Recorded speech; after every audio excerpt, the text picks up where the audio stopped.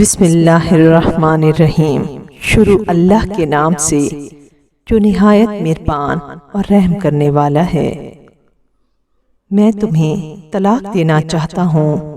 میز پہ کھانا لگاتے ہوئے اس کا پورا دھیان پلیٹیں سجانے میں تھا اور میری آنکھیں اس کے چہرے پہ جمی ہوئی تھی۔ میں نے آہستگی سے اس کا ہاتھ تھاما تو وہ چونک سی گئی۔ میں تم سے ایک ضروری بات کرنا چاہتا ہوں۔ کافی ہمت جتانے کے بعد بالآخر میرے منہ سے نکلا۔ وہ چپ چاپ کرسی پہ بیٹھ گئی۔ اس کی نگاہیں چاہے میز پہ مرکوز تھی لیکن ان میں سے اٹھتا ہوا درد میں بخوبی محسوس کر رہا تھا۔ ایک پل کے لیے میری زبان پہ تالا سا لگ گیا، لیکن جو میرے دماغ میں چل رہا تھا اسے بتانا بہت ضروری تھا۔ میں تمہیں طلاق دینا چاہتا ہوں۔ میری آنکھیں جھک گئی۔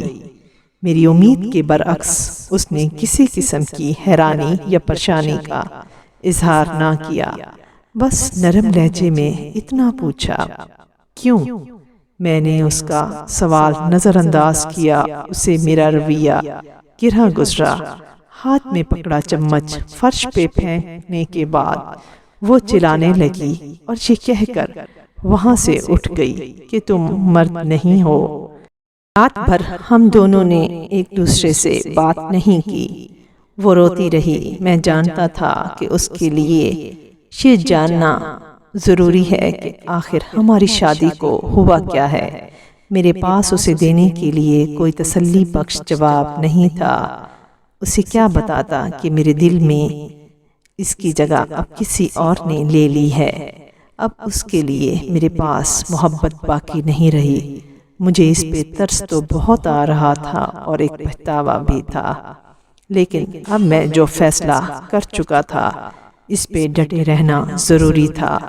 طلاق کے کاغذات عدالت میں جمع کرانے سے پہلے میں نے اس کی ایک کاپی اسے تھمائی جس پہ لکھا تھا کہ وہ طلاق کے بعد گھر، گاڑی اور میرے ذاتی کاروبار کے 30% کی مالکن بن سکتی ہے۔ اس نے ایک نظر کاغذات پہ دوڑائی اور اگلے ہی لمحے اس کے ٹکڑے کر کے زمین پر پھینک دیے۔ جس عورت کے ساتھ میں نے اپنی زندگی کے 10 سال گزارے تھے وہ ایک پل میں اجنبی ہو گئی۔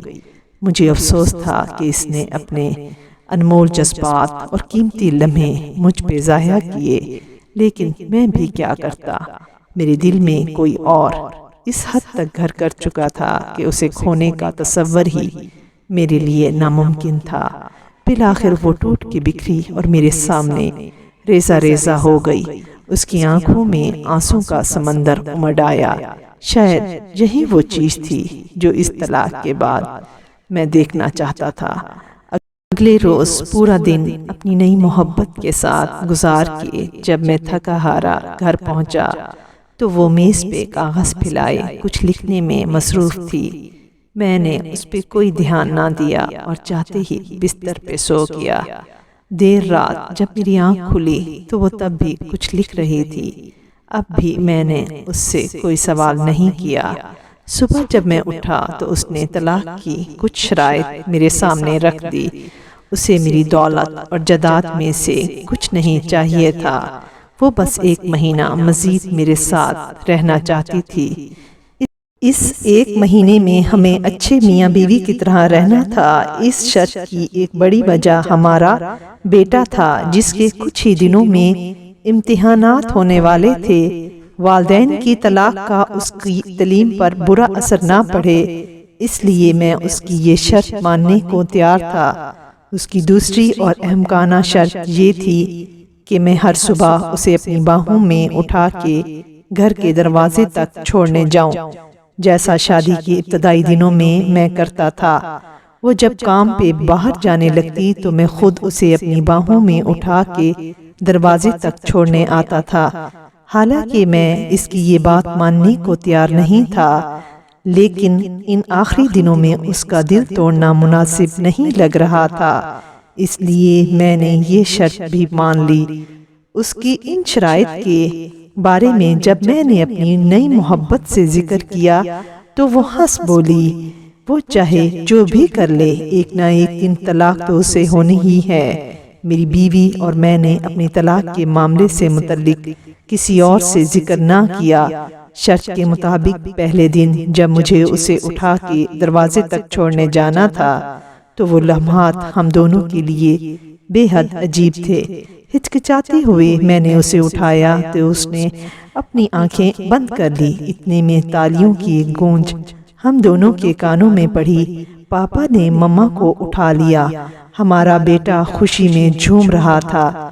اس کے الفاظوں سے میرے دل میں ایک درد سا اٹھا اور میری بیوی کی کیفیت بھی لگ بھگ میرے جیسی تھی۔ پلیز اسے ہماری طلاق کے بارے میں کچھ مت بتانا، وہ ایستگی سے بولی۔ میں نے جواباً سر ہلایا۔ اسے دروازے تک چھوڑنے کے بعد میں اپنے آفس کی طرف نکل پڑا۔ وہ بس سٹاپ کی طرف چل دی۔ اگلی صبح اسے اٹھانا میرے لیے قدرے آسان تھا اور اس کی ہچکچاہٹ میں بھی کمی تھی۔ پھر ہر گزرتے دن کے ساتھ غربت کے وہ جذبات بڑھتے گئے۔ لمحے دنوں کو پر لگا کے اڑا لے گئے اور مہینہ پورا ہو گیا۔ اس آخری صبح میں جانے کے لیے تیار ہو رہا تھا اور وہ بیڈ پہ کپڑے پھیلائے اس پریشانی میں مبتلا تھی کہ آج کون سا لباس پہنے، کیونکہ پرانے لباس اس کے نجیف جسم پہ کھلے ہونے لگے تھے۔ اس وقت مجھے اندازہ ہوا کہ وہ کتنی کمزور ہو گئی ہے۔ پاپا ممی کو باہر گھمانے لے جائیں، ہمارے بیٹے کی آواز میرے کانوں میں پڑی۔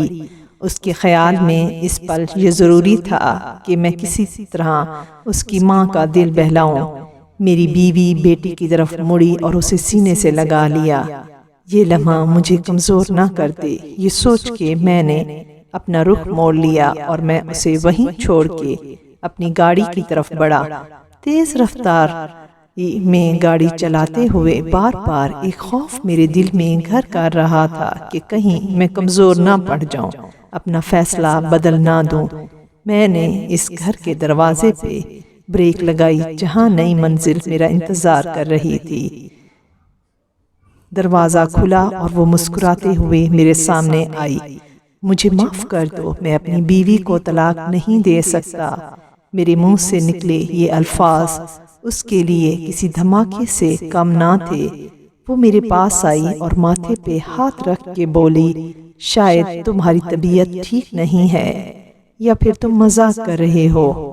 نہیں، میں مذاق نہیں کر رہا۔ شاید ہماری شادی شدہ زندگی بے رنگ ہو گئی تھی، لیکن میرے دل میں اس کے لیے محبت اب بھی زندہ ہے۔ بس اتنا ہوا کہ ہم ہر وہ چیز بھول گئے جو اس ساتھ کے لیے ضروری تھی۔ دیر سے سہی لیکن مجھے سب یاد آ گیا ہے، اور ساتھ نبھانے کا وہ وعدہ بھی یاد ہے جو شادی کے پہلے دن میں نے اس سے کیا تھا۔ میں واپس اپنے گھر میں داخل ہوا اور دوڑتے ہوئے سیڑھیاں چڑھنے لگا۔ میرے پاس اپنی بیوی کو دینے کے لیے زندگی کا سب سے بڑا تحفہ تھا۔ میں جب اس سے چند لمحوں کی دوری پہ تھا تبھی زندگی کی دوڑ اس کے ہاتھوں سے سرک گئی۔ مہینوں تک کینسر کی بیماری سے لڑتے لڑتے وہ ہار چکی تھی۔ نہ اس نے کبھی اپنی تکلیف کا مجھ سے ذکر کیا، نہ ہی مصروف زندگی نے مجھے اس سے پوچھنے کا موقع دیا۔ جب اسے میری سب سے زیادہ ضرورت تھی تب میں کسی اور کے دل میں اپنے لیے محبت کھوج رہا تھا۔ وہ جانتی تھی اس کے پاس زیادہ وقت نہیں ہے، کہیں ایسا نہ ہو کہ اس کی موت سے قبل طلاق کا اثر ہمارے بیٹے کے دل میں میرے لیے نفرت کا بیج بو دے۔ اس لیے بیتے ایک مہینے میں اس نے بیٹے کے سامنے انتہائی محبت کرنے والے شوہر کا میرا روپ نقش کر دیا، جو حقیقی تو نہ تھا پر دائمی ضرور بن گیا۔ کہانی ان لوگوں کے لیے ہے جو اپنے بے رنگ رشتوں میں رنگ بھرنے کے بجائے ان سے دور بھاگنے کی کوشش کرتے ہیں۔ کئی بار یہ سمجھنے میں ہم دیر کر دیتے ہیں کہ نئے رشتے قائم کرنا زیادہ صحیح ہے یا پھر پرانے رشتوں میں رنگ بھرے جائیں۔ اس کا فیصلہ آپ کے ہاتھ میں ضرور ہے، لیکن ایسا نہ ہو کہ آپ وقت پہ فیصلہ نہ کر سکیں اور اس تاخیر میں ہاتھ ہمیشہ کے لیے خالی رہ جائیں۔